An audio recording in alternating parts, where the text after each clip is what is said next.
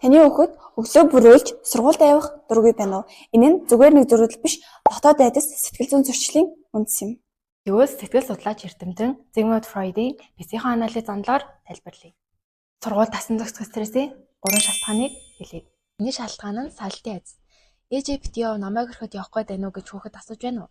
Тэгвэл хүүхэд анх сургуульд ороход гэр бүл бол миний ертөнц, ээж бол аюулгүй бүс байсан.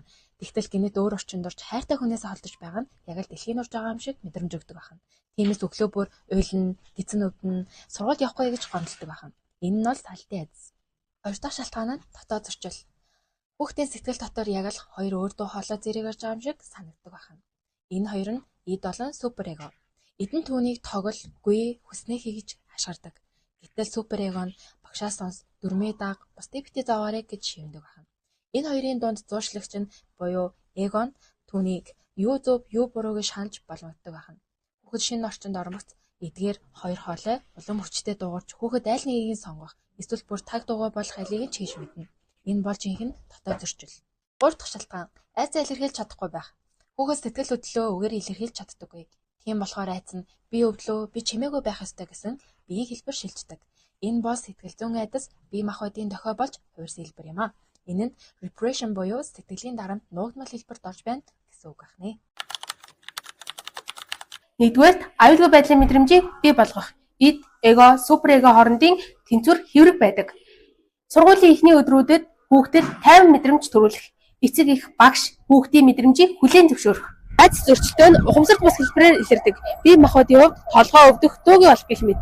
Арга хэмжээ авахын тулд зураг зурулах, тоглох зэргээр хүүхдийг нээх. Мөн яаж мэдэрч байна гэх мэтээр дэлгэрэнгүй асуулт асууж хүүхдтэй ярилцах хэрэгтэй. 3 дугаар бэлэн байдал тоглоомын аргаар бэлтгэл хийх. Гэхдээ багш сурагч болж тоглох, хүүхдэд сургуулийн талаар эрг мэдээлэл хүргэх.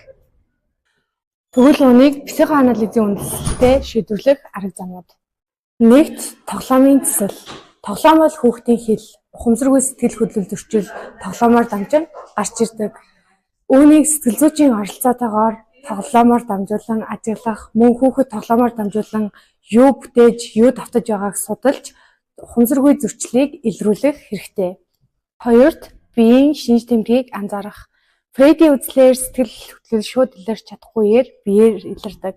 Толгой өвдөх, хевлэгээр өвдөх, уйндах зэрэг шинж тэмдэг илрүүл хүл тоохгүй байх. Мөн эцэг эх багш хамтран тухайн нөхцөлд хүүхдээ ойлгож дэмжих хэрэгтэй. Гуравт нь эцэг эх багш нарын дэмжих байр суурь.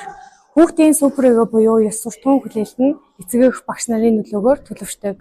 Шүүмжлэл багтай ойлгосон дэмжсэн харилцаа хүүхдийн амжилтыг урамшуулах халдааг нь хүлээн зөвшөөрөх нь чухал юм. Дөрөвт нь ухамсруулах чирээ ба урам өгөх харилцаа. Эгогийн үүрэг нь бодит байдлыг хүлээн зөвшөөрч зохицуулалт хийх. Өнөөдөр сургууль дээр юу тохиолдсон бэ гэх мэт илүү гүн яриа өрнүүлэх. Хүүхдийн айцыг нэрлүүлэх, ухамсруулах, чиглүүлэх. Жишээлбэл хичээлийн завсарлагаа чимээ ихтэй байхад чамд эвгүй байсан уу гэх мэт. Хүүхэд бол шинэ ертөнц рүү аялж яваа зарчигч. Харин та бол түүний газрын зураг. Та зөв ойлгож, зөв дэмжвэл хүүхэд өөрөө зөв замаа олж сурдаг. Тэгэхээр нэг асуулт. Та өнөөдөр хүүхдийнхаа дотоод ертөнцийг ойлгож үзсэн үү? Аюулгүй байдлын мэдрэмжийг бий болгох. Онолын үндэс нь Фрейди үзлээр Тэгвэл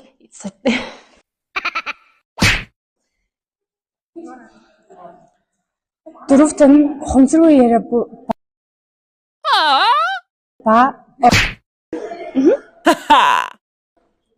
Хүүхэд бол шинэ